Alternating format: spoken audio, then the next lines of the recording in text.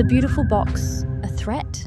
The question flashed through Elara's mind the moment her fingers traced the cold, silver engraving on the velvet case. Julian, her husband, watched her with his usual calm smile, his eyes urging her to open his latest gift. But those 3 delicate letters, expertly etched into the metal, were not hers, a MY.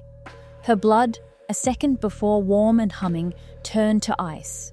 Who was Amy? The answer, she would soon discover, was not a person, but a warning, a ghost with a name, waiting in the shadows of her perfect home. The box fell from her numb fingers, its soft thud on the plush white carpet sounding like a gunshot in the silent, sterile living room.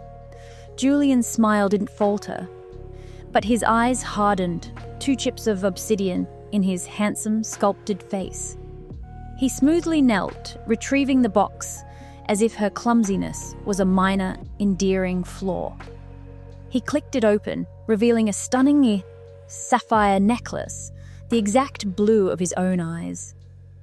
A perfect present for his perfect wife, he murmured, his voice a silken caress that now felt like a spider's web.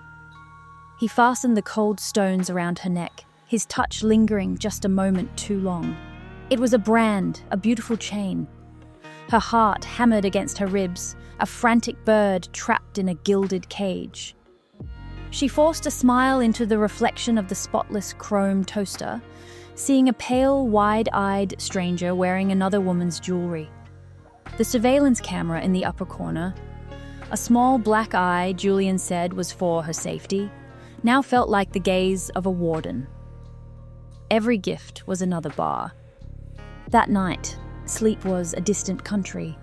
The name Amy echoed in the dark, syncopated with Julian's steady breathing beside her. His arm was draped possessively over her, a heavy, warm weight. She remembered his whirlwind courtship, the overwhelming torrent of flowers, poetry, and devotion. He had erased her old, messy life and built this pristine, beautiful world for her. Now, she saw the architecture of her prison, the always locked office, the security system she couldn't operate, the friends who had mysteriously faded away. All for her safety. All for her. The next morning, she moved through the marble-tiled kitchen like an automaton making his perfect coffee. Julian was already gone, a note left next to his spotless mug. Business trip. Back tomorrow. The security system is active. Be safe, my love. The house seemed to exhale, the oppressive silence lifting slightly. But the cameras were still watching. Her day was a performance, a pantomime of normalcy for her unseen audience. She gardened, she read, all while her mind raced. Who was Amy? A sister? An ex-lover? The possibilities were a swarm of bees in her head. Her search began in the safest place, the internet. The home computer, she knew, was monitored, but Julian had forgotten his old tablet in a drawer. Her hands trembled as she powered it on. Its slow boot up, a special kind of torture. She typed Amy and Julian into a search engine. The results were a desert of nothingness. No social media, no news articles. It was as if Amy had never existed. A fresh chill settled in her bones. Julian was a man who erased things, people, with terrifying efficiency. Frustration became a physical ache. She started a covert physical search, a dangerous game of hide and seek with the cameras. While vacuuming, she felt under furniture. While dusting, she examined bookshelves. She found nothing but an immaculate house. It was too clean. Julian was a man who left no traces, no crumbs of his past. Her prison was not just secure, it was sanitized. The only anomaly was the locked door to his private study, a room she was never, ever to enter. The solid oak door seemed to pulse with a dark energy. The temptation of the study was a living thing coiling in her gut. She had seen the key only once, on a chain he kept in his trouser pocket, but Julian was a creature of habit. He kept a spare set of keys, in a magnetic box under the lip of the grand piano. A fact she'd discovered by accident years ago. The piano was in the camera's direct line of sight. To get the key, she would have to blind the eye. The stakes were paralyzing. Discovery meant she didn't know, and that was the true terror. Her plan was born of desperation. She waited until the sun was at its zenith, casting long, stark shadows. She poured a glass of water, her hand deliberately unsteady. With a calculated stumble, she sent the glass flying towards the camera in the living room. It connected with a crack, the lens now obscured by a cascade of water and a shard of glass. Her heart stopped, waiting for an alarm. Silence. She moved quickly, a ghost in her own home, retrieving the cold, brass key from under the piano. It felt heavy with sin. The study door opened, with a soft, ominous click. The air that rushed out was stale and cold, smelling of old paper and lemon polish. The room was a shock of organized chaos, a stark contrast to the rest of the house. Floor-to-ceiling shelves were crammed with leather-bound journals, each labeled with a year. Her eyes scanned the spines, going back decades. And then she saw them. On the bottom shelf, separate from the rest, were 3 distinct smaller journals. Their spines were marked not with years, but with names. Chloe, Isabel, Amy. Her breath hitched. She pulled out Amy's journal, her hands shaking so violently she could barely open it. It was not a diary of his thoughts, but a log of hers. Page after page of her daily routines, her moods, her conversations transcribed verbatim. Pictures of Amy were tucked inside, a vibrant redhead with a laughing, open face. The entries began with adoration, then shifted to criticism, noting her flaws. The final entry was a single chilling line. Subject A has proven unsuitable. The preservation process begins tomorrow. The date was 5 years ago. Preservation. The word echoed, hollow and terrible. What did it mean? Her eyes darted to the other 2 journals. Chloe and Isabel. With a trembling hand, she pulled out Isabel. More logs, more photos of a dark-haired woman. The same pattern of obsession, control, and a final, terrifying entry about preservation. Her stomach churned, a wave of nausea, threatening to overwhelm her. These were not ex-lovers, they were predecessors. She was not the first Mrs. Wright, she was the 4th, and the first 3 had been deemed unsuitable. A soft electronic chime echoed through the house. The security system. Someone had disarmed the front gate. Julian. He was home a day early. Panic, cold and sharp, stabbed through her. She shoved the journals back, her movements frantic and clumsy. She locked the study door, her fingers slipping on the key. She rushed to replace it under the piano, just as the front door's lock began to turn. She grabbed a cloth and pretended to be mopping up the spilled water from the camera, her body blocking the view of the piano. Julian stepped inside, his presence immediately filling the space. His eyes went first to the broken camera, then to her. His expression was unreadable. He didn't ask about the camera. He simply smiled, a slow, predatory stretch of his lips. He knew. He had known she would break. This had been a test, and she had failed. He took off his coat with a slow, deliberate motion. The simple act was more threatening than any shout. He was a cat, and she was the mouse that had finally dared to leave its hole. He walked towards her, his steps silent on the wet floor. He didn't look at the mess, only at her. He reached out and touched the sapphire necklace, his finger cold against her hammering pulse. "Did you have a productive day, my love?" he asked, his voice deceptively soft. "Learn anything interesting?" The double meaning hung in the air between them, a poisonous cloud. She could only shake her head, her throat sealed shut by terror. The performance was over.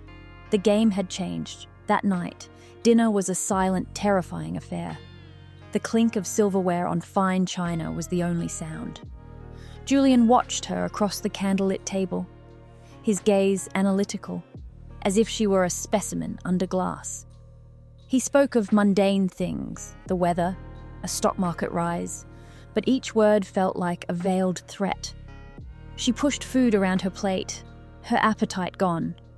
She was sitting with a predator, a collector of women, and she had just read the last entries in his collection. She was living on borrowed time. After dinner, he guided her to the living room, his hand on the small of her back. A command, not a caress. He sat her down and poured 2 glasses of brandy. "We need to talk about your curiosity. Elara," he began, swirling the amber liquid. He spoke not with anger, but with disappointment, as a master might scold a disobedient pet. He explained in a calm, horrifying monotone that perfection was a journey, and some were not strong enough to complete it. Chloe, Isabel, Amy, they had lacked her potential. He stood and walked to a section of the bookshelf. He pressed a hidden latch, and a segment swung open silently, revealing a dark, descending staircase. A basement. She had never known there was a basement. The air that wafted up was frigid and carried a faint chemical smell she recognized from his study, formaldehyde. "It's time for you to see," he said, his voice echoing from the dark moor. "It's time for you to understand the consequences of failure." Her fate was waiting down those stairs, in the cold and the dark. He took her arm, his grip firm and unyielding, and led her down. The stairs were narrow, rough concrete. The light from above faded, replaced by a single bare bulb hanging from a wire in the room below. The basement was not a storage space. It was a laboratory, clean and white. And in the center of the room stood 3 large, cylindrical vats filled with a clear amber liquid. Inside each, suspended in eternal silent judgment, was a woman, Chloe Isabel, Amy, perfectly preserved, their faces frozen in a moment of surprise, their eyes wide and unseeing. Her legs gave way, but Julian held her upright. He presented his collection with a perverse pride. "They were almost perfect," he whispered, his breath cold against her ear. "But they talked to the wrong people. They wanted to leave. They had flaws I could not correct." He turned her to face him, his hands on her shoulders. "You, Elara, you can be the one who stays, the one who is perfect." His eyes were blazing with a fervent, insane light. This was his true face. The collector, the perfectionist, the god of his own tiny, terrible world. The shock was a physical blow, but beneath it, a fierce, survivalist anger ignited. She was not a specimen. She would not end up in a jar. As he leaned in, captivated by his own monologue, her hand closed around a metal tool on a nearby tray, a long, sharp probe. With a guttural cry she didn't recognize as her own, she swung. It was not a graceful move, but one of pure, desperate instinct. The metal connected with his temple. He grunted, his eyes rolling back, in shock, and crumpled to the floor. She didn't wait to see if he was moving. She scrambled up the stairs, her heart trying to burst from her chest. She didn't grab a coat, her phone, any possessions. The only thing that mattered was escape. She fled out the front door, into the shock of the cold night air. The manicured lawn, the electric gate, they were the final barriers of her prison. She scaled the gate, her hands tearing on the cold iron, and fell onto the freedom of the public road. She ran, barefoot and sobbing, towards the distant lights of the town, leaving the perfect house and its perfect monster behind. Moral of the story: this tale serves as a chilling reminder that perfection is often a mask for profound brokenness. The most dangerous prisons are not made of stone and steel, but of love bombing, isolation and control. Disguised as devotion, true love empowers, it does not imprison, it celebrates individuality, it does not seek to erase it. Elara's story teaches us to trust our instincts, When a gift feels like a chain and a caress feels like a cage, it is time to look closer. The red flags of control are often wrapped in the beautiful paper of affection. If this story kept you on the edge of your seat, then you won't want to miss what we have coming next. For more tales that explore the dark corners of the human heart, make sure to like and subscribe to Story Palace. Tap the bell icon so you never miss a story. Your next obsession is waiting.